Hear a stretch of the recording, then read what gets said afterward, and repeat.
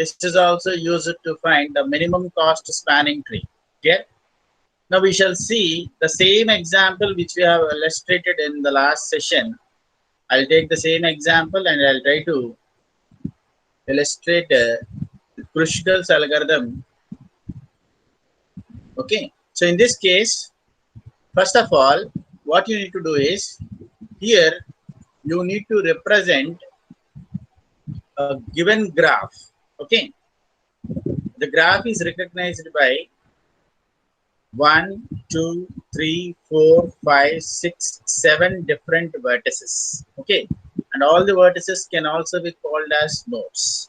Now I'm going to represent on the other side of my board. Okay. Labeled by, let us say, A. Okay. Which we have illustrated in the last session. The next vertex, let us say B.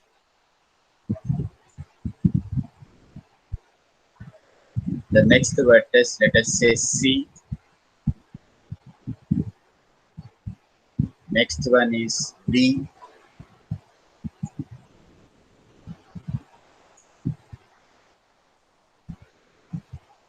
Next one is E.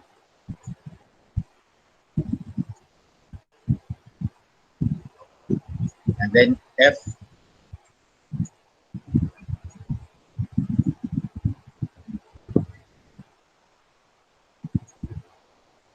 G. Okay. So the first step, what you need to remember is here, let us consider an undirected connected weighted graph. Now, I'm going to make a connection of all the vertices, okay, A to B with some weight, okay, and let us assume that the weight of this is 10, and which is equal to, let us assume that this is my edge number 1.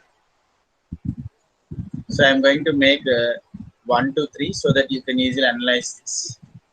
Next, let us say the edge point between B and E nodes is E2,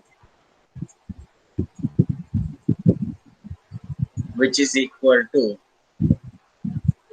25.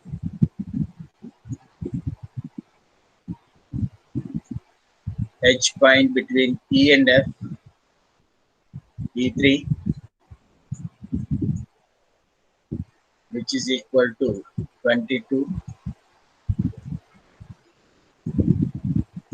Edge point between F and G, let us say E4, which is equal to 12. Edge point between C and G, let us say E5, which is equal to 16. And let us say E6, which is equal to 28.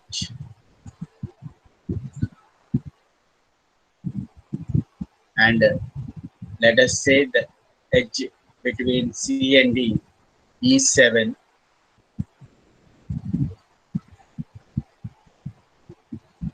which is equal to 14. Now the edge, let us say E8 between B and E, which is equal to 24. And the last edge between D and F is E9, which is equal to 18. Okay.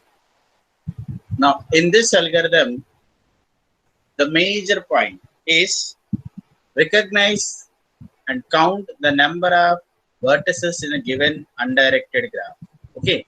We found that there are 1, 2, 3, 4, 5, 6, 7. Therefore, the number of nodes, which we call them as nodes, equal to 7. Okay. Now, the most important point is you need to plot the Kruskal algorithm using your edge connection with n minus 1 edges. Okay. Maximum you need to try your level best to see that whether we can achieve a minimum cost with a maximum number of nodes minus 1. Means by including 6 different edges, can we found a minimum cost of your respective graph. Okay. Now the first basic point what you need to remember is here I'll simply plot the simple example. Let us say this is your edge.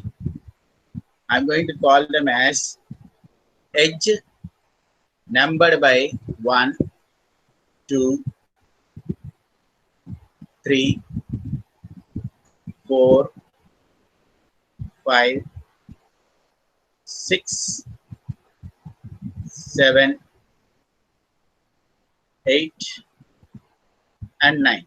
So in our concern graph, we have 9 different edges across each and every respective node points. Okay, all the nodes can also be called as vertices. Now, what are the weights assigned to those respective edge terminals? For 1, it is 10.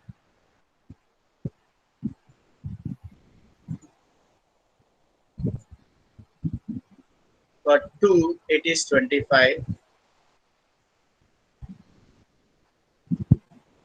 For 3, it is 22. For 4, it is 12.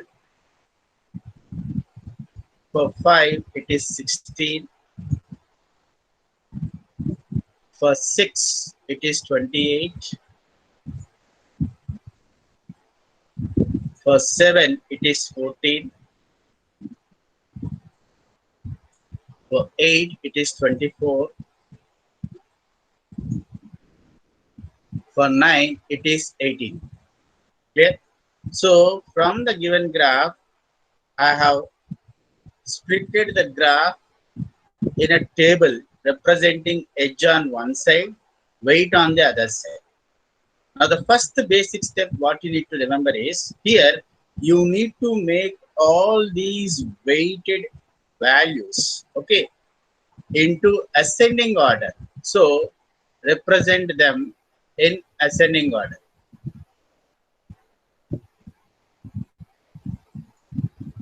So, represent all these in ascending order. Therefore, the ascending order weights are first we come across 10, second 12,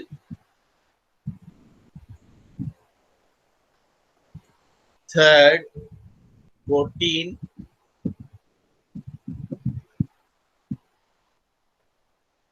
four 16, 5 18,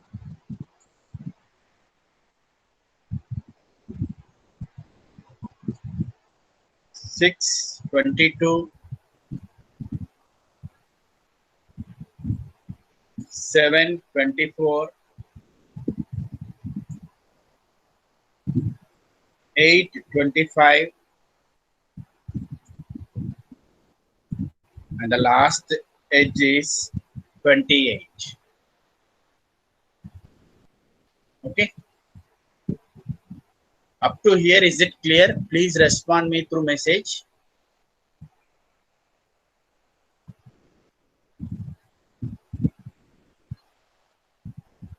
Yes. Thank you. Now, the next important point is here, after finding the weights in an ascending order, now you need to draw your Kruskal algorithm to find the total cost. That too, the cost should be the minimum cost.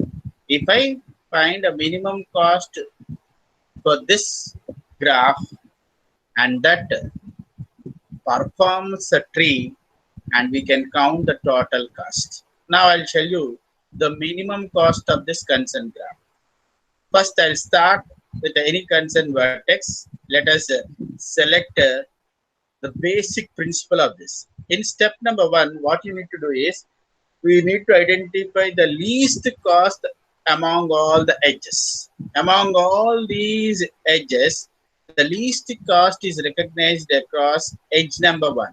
So I am going to connect a line from A vertex to B. The next least seems to be 12, which is across E2. Therefore, you need to check where it is E2. So the E2 value should be, okay, 12. But here 12 is recognized with a number.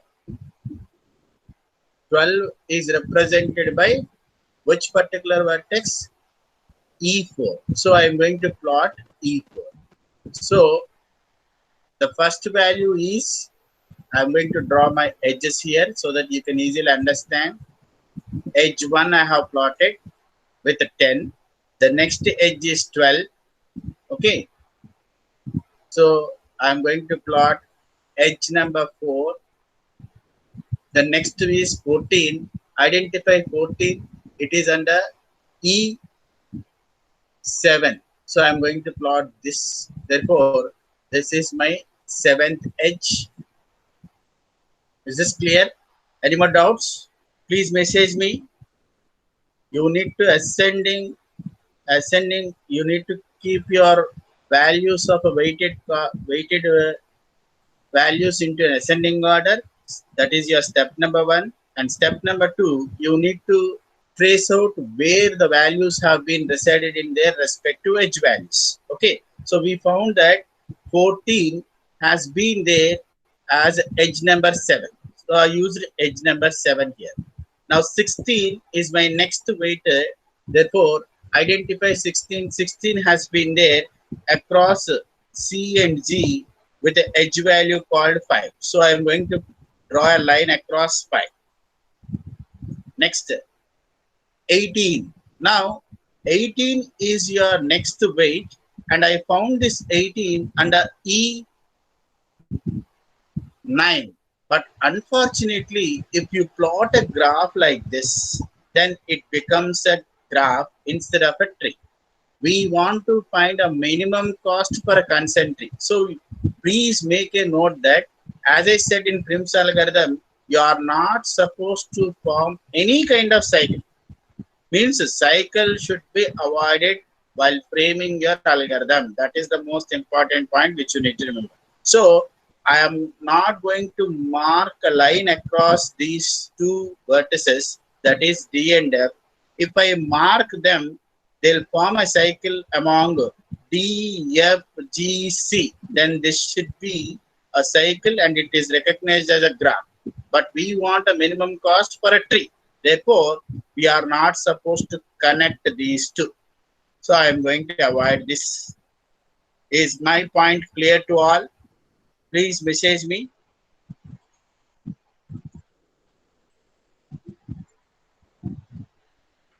Yes. The next important point is here 22. So identify where the weight is 22. The 22 is resided under E and F vertices with E3.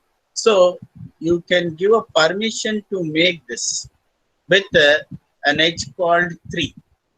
Therefore, connect these two. Therefore, I conclude that this is my first edge, E1. This is my second edge, E4. This is my third edge, E7.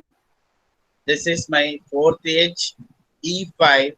And I am unable to connect these two. Why? Because they'll form a cycle. Therefore, I avoided my edge number 5, value recognized by 18. Okay. So therefore, this 18 is resided under E9. If I plot a curve or a line like in between these two, it performs a cycle. Therefore, I avoided this and I have now connected across 3 edge with a value called 22. Next, find the value 24. where it is the 24 has been resided under this particular kernel vertices in between D and E. Again, there is a problem. Why? Because if you draw a line from D to E, it will become a cycle. Therefore, when I draw a line between D and F, it will become a cycle. Please make a note that for these two cases, we are going to recognize a cycle for 5 as well as for 7. Values are 18 and 24. Please do remember the values. 18 is my weighted value with an edge represented by E9.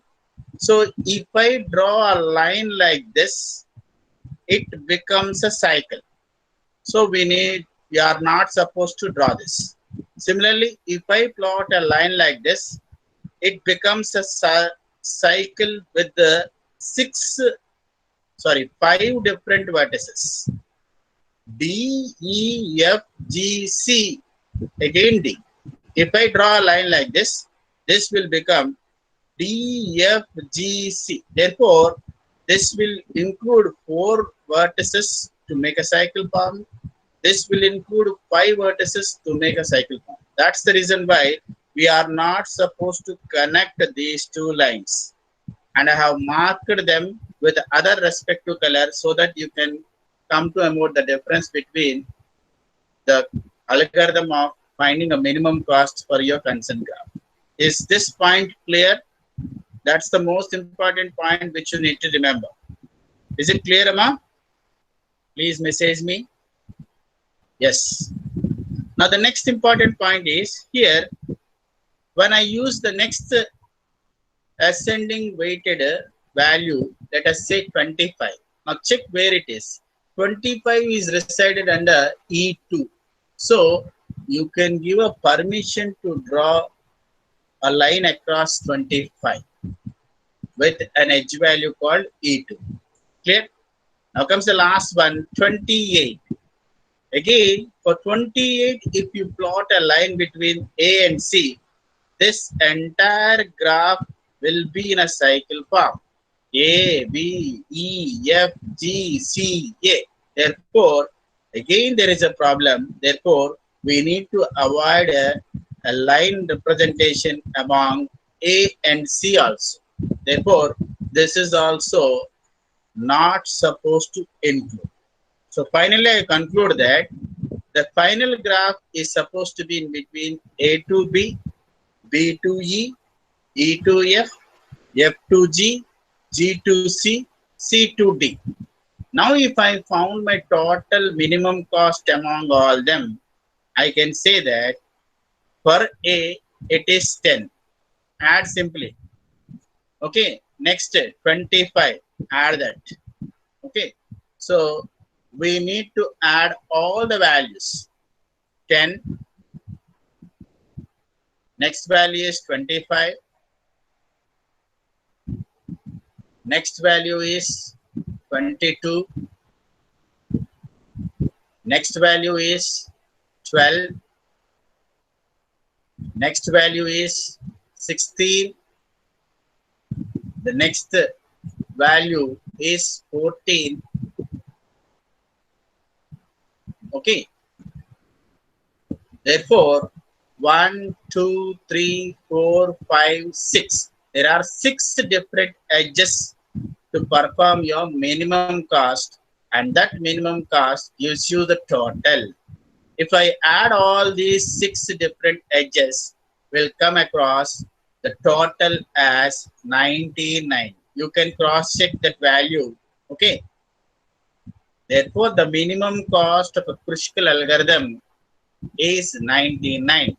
The simplest trick to remember this: count the number of nodes, subtract 1 from it, will get 6 different edges, and those, if you add, will get a minimum cost, and that minimum cost has been illustrated by an algorithm which we call them as Kruskal's algorithm.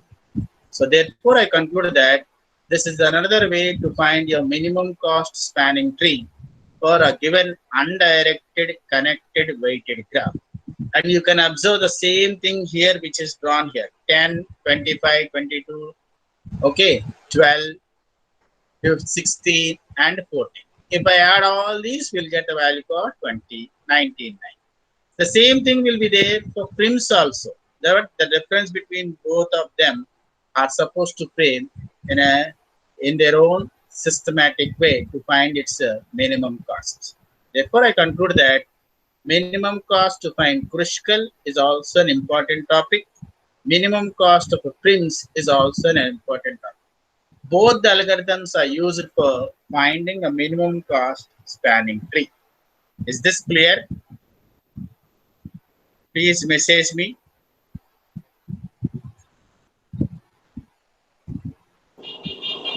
Hello, sir. Very good. Shall I start the next module, Hello, sir. BFS and DFS? Please message me. Don't make a voice here. Okay. If you feel any doubts, okay, Sir, please someone see want that to get in, sir. you are unable to get your. Someone want to get in, sir. They also would like to join the meeting. I said that I'll start by sharp 9:05. Okay. Ask them to give a ask. Please, I'll give a permission to them. Ask them to join. In the meantime, you please make a note of our consent algorithm. Inform them to join as early as possible. Why? Because today I'm going to cover the next algorithm. Okay, BFS and DFS also.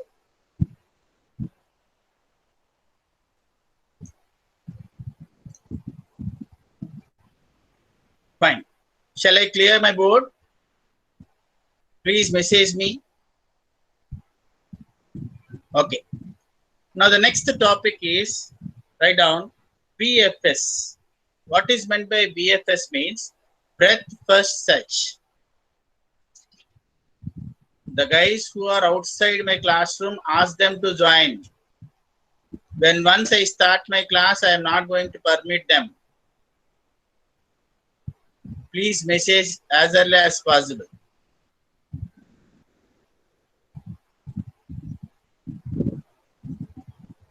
Okay. So now I'm going to clear my board and I'm going to start the next concept called breadth first search as well as depth first search. Clear?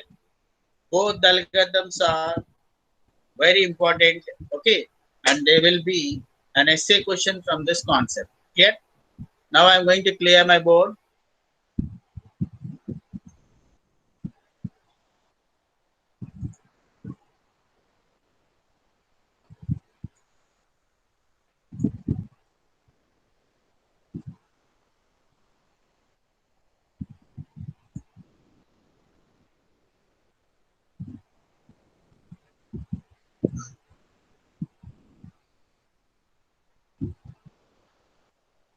Make a heading breadth first search. And I have displayed my slide on the screen. Please note down all the steps.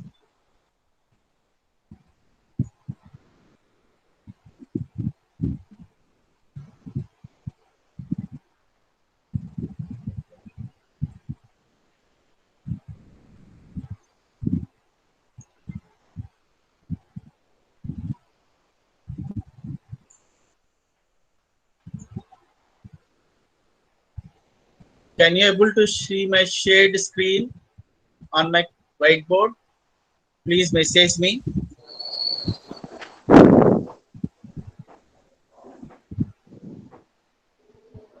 Are you able to see my slide on the whiteboard? Yes. Okay.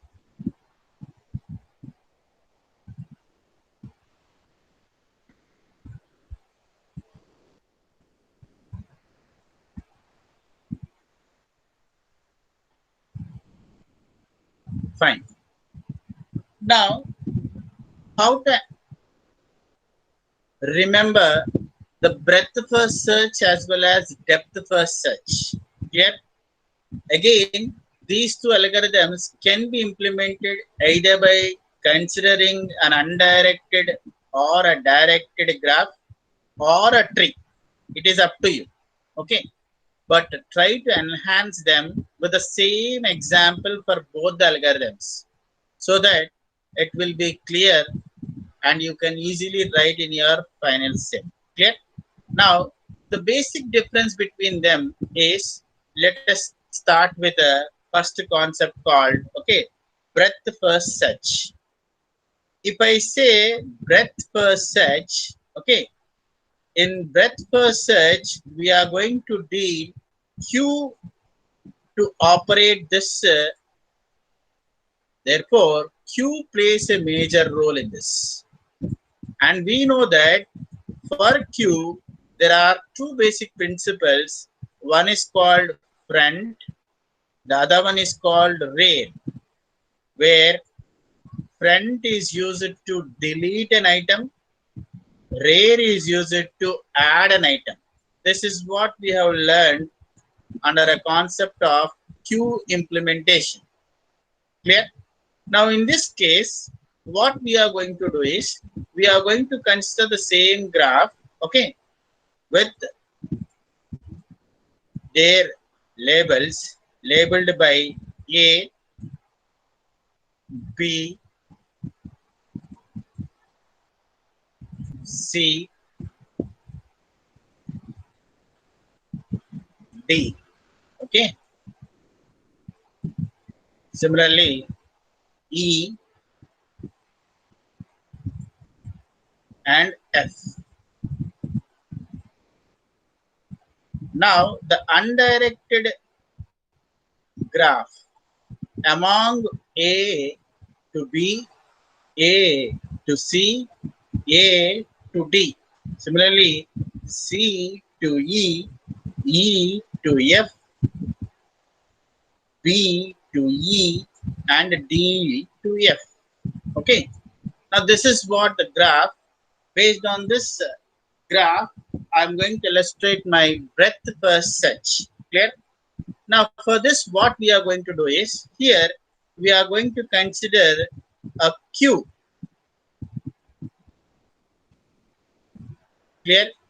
This is my concern Q. Now, and we are going to write the output of it. Okay, let us say this is my output. Now, I'll tell you a simple trick. Remember, when you try to place any concern vertex into Q, then the vertex is labeled by a status called 2. If you try to remove from a vertex from a Q, and if you try to place them as an output, then the status seems to be 3. That's the point which you need to remember. Once again, I'm going to repeat this. Okay. The first step is, you need to make all the vertices status value as 1. This is the first step. The second step is, when any one of the respective vertex has moved into my concern Q, okay, then this is your Q, okay. You need to label the status as 2. If you remove from your respective Q and if you place it as an output, then you need to label that status as 3. That's the 3 major points which you need to remember while using this breadth first search principle. Clear? So, the first step we are going to follow, that is, set all the vertices as 1. So, I am going to make all my vertices values as 1.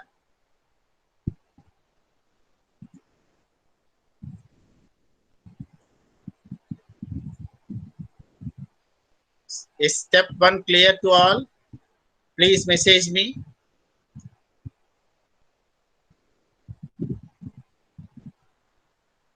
Yes. Okay. Now, the next step is, here, insert the starting vertex in Q and set its status as 2. You can start from any place, but I'm going to start with a vertex value called A. Okay. So insert the starting vertex in Q, and I'm going to insert here. Now make this status as 2. That's what I said. Okay.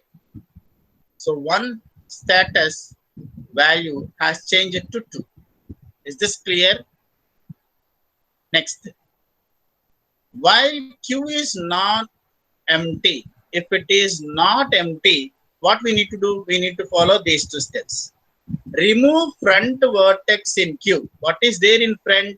Front value is A. Remove that. Okay. And I'm going to write this value here. Whenever you write a value here, make this status value as 3. Therefore, remove front vertex in Q and set its status as 3. Clear? Now I once again repeat this step. Okay, if you follow this step, the remaining concept and algorithm will be so similar. Step number 1, you need to make all the given vertices values with a status value called 1. Step number 2, insert the starting vertex. You can start from any place as you like, but I prefer to start from a vertex called A. Therefore, I moved this vertex value A into my Q. Therefore, I made the status as 2. And the third step is check whether this Q is empty or not. If not, what we need to do? In step number 1, remove front vertex in Q and set its status as 3. So, I have removed this and I mentioned my output value A. And I changed my status value to 3. Is this clear, Amma? Please message me so that I can further proceed for the rest other nodes. Any more doubts? Yes. Thank you. Now, the next important step is if status of the neighbor value equal to 1. Now, while removing this from your queue, you need to check whether there is an adjacent node to your respective inserted vertex value. And in this case, we found that the inserted vertex named by A has its adjacents such as B, C, D. Therefore, if the status of neighbors equal to 1, then what we need to do? Insert neighbors in Q and set its status as 2. Now here comes the most important point. You can insert either from left to right or right to left. It is up to you. Okay. It is not so mandatory that if you write as B, C, D, the answer will be one case. If you write D, C, B, the answer will be the other case. Okay. So it is up to you that either you can perform from left to right or from right to left. Clear? But here the most important point what you need to remember is, let us assume that the vertices neighbors are 1, then insert those neighbor values into Q. So what is the neighbor value of A whose status is 1, B? So I am going to insert that. Next, C is also 1, I am going to insert that. Next, D is also 1, I am going to insert that. When once I insert all the parameters, okay, now you need to change the status value to 2.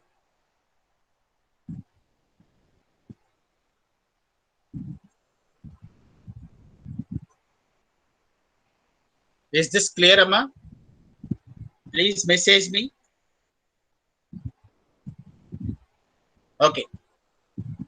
Now, what we need to do is here, after making your status value to 2, okay, now we need to again check while Q is not empty.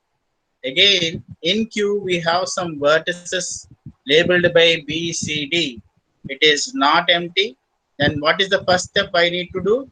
remove front vertex in Q and set its status as 3. What is the front value now? The front value seems to be B. Remove that, place it in your output and make that status as 3. These are the 3 steps which you need to remember.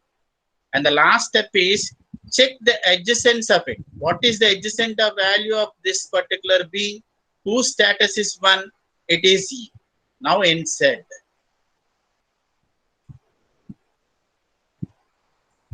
Clear? Message me. So step number 1, I removed the value vertex node from Q and I placed it across output. Second step, I made the status to 3. Third step, is there any adjacent value to your concern removed vertex from Q? I found that E, therefore I pushed this value, vertex value E, into my Q. Is this clear, Amma?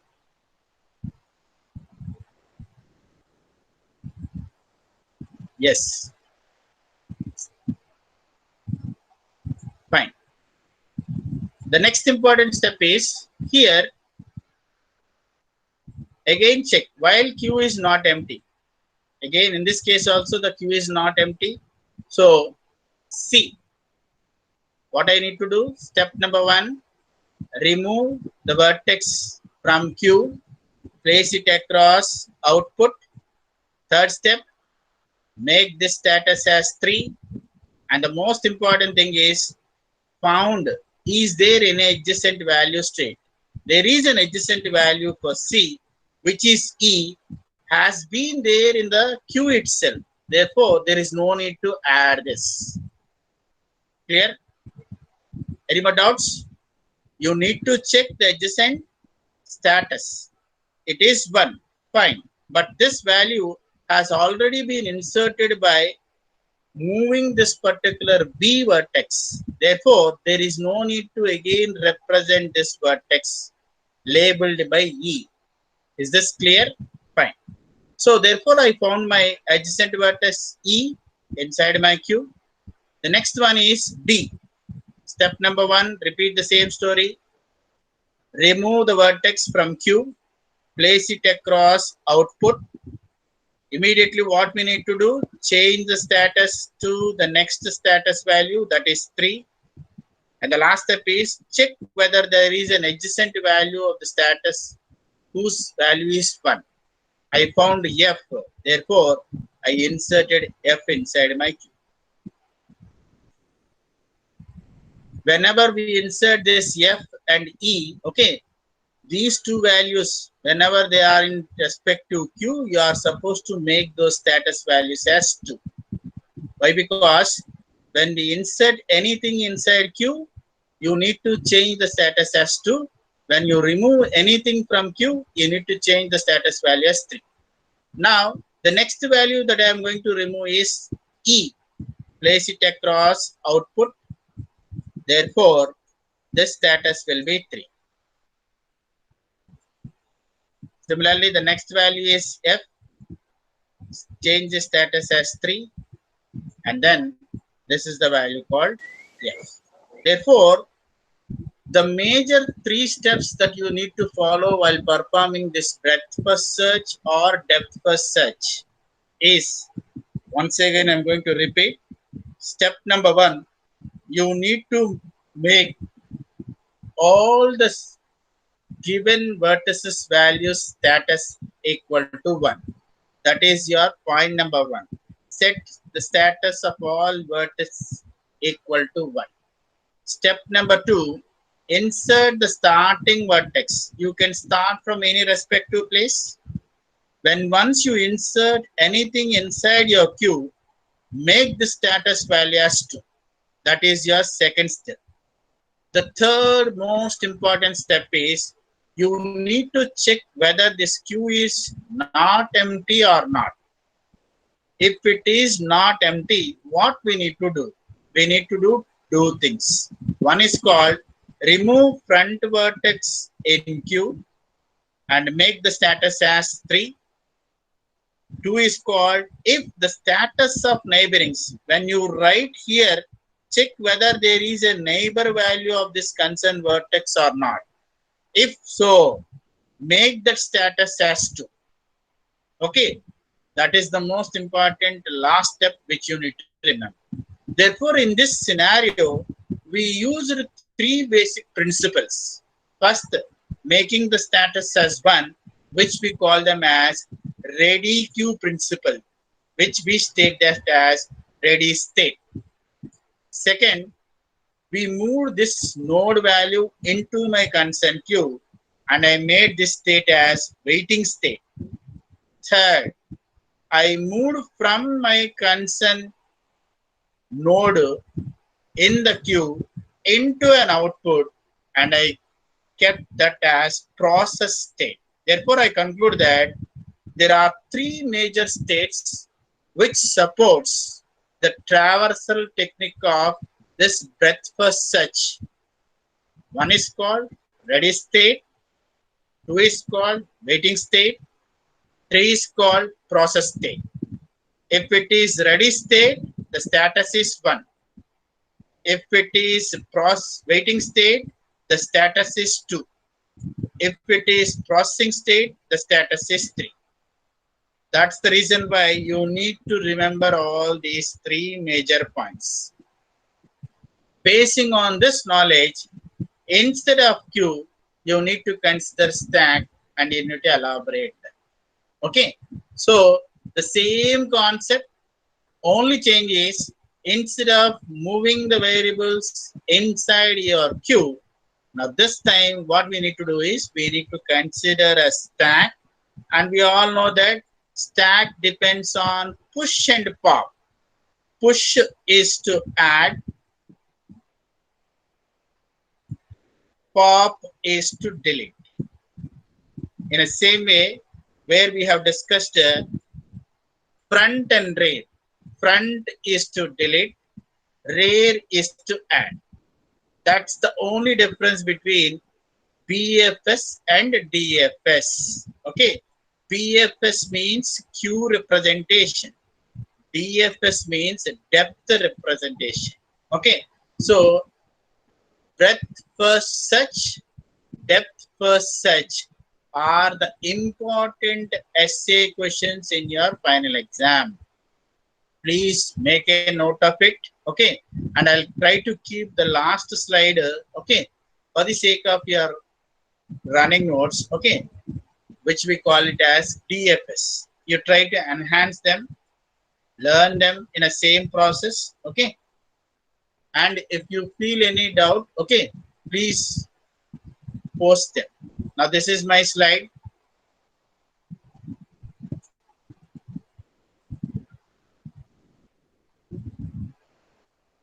of your depth first search, which we call them as DFS.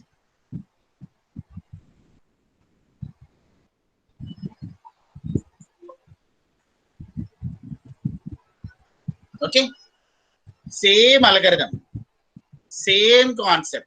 Only thing is stack acts as a role play for this depth first search, whereas queue acts as a role play for this breadth first search. That's the only difference between them. You please note down this algorithm and try to enhance the same logic so that you come to know about the main difference between these two. Okay, I'll keep this slide for 5 minutes. Please make a note as early as possible. And please feel free to post your doubts in the chat box. Okay.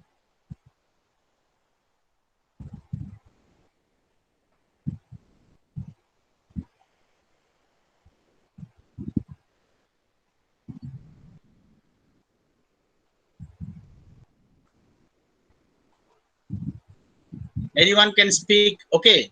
Why? Because this is my last session. If you want to speak, okay, you can speak by unmuting your audio there.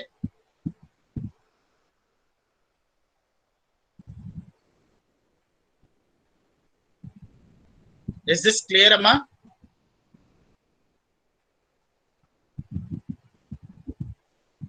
Is it clear? Okay, thank you. If anyone wants to talk, they can talk, Ra.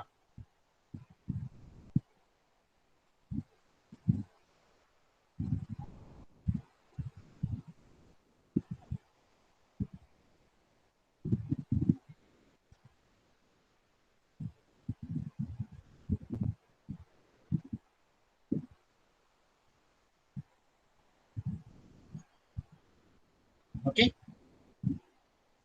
Now the last slide, okay, for this online session, which I am going to deliver is this. Please validate your feedback on this screen. Are you able to validate this?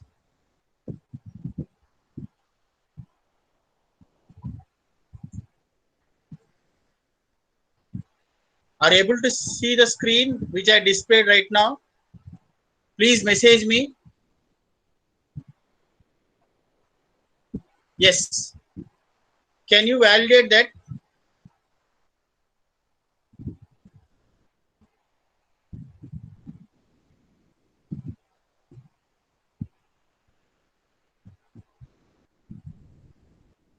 This is what I want to have an exit poll from your side regarding my online sessions. Okay. What do you think of this online session? It is up to you. Either you can mark 1 or 1, 2 or 1, 2, 3, 4 or else 1, 2, 3, 4, 5. It is up to you. Are you able to mark?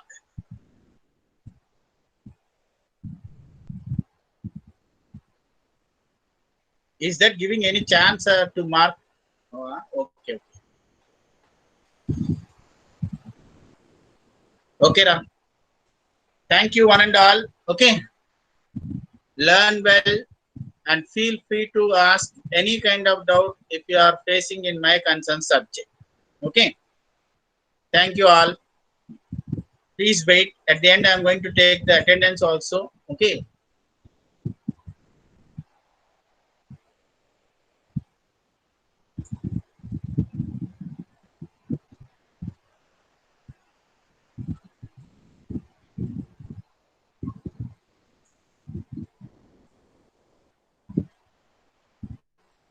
Please stay there. Okay. I'm going to take your attendance.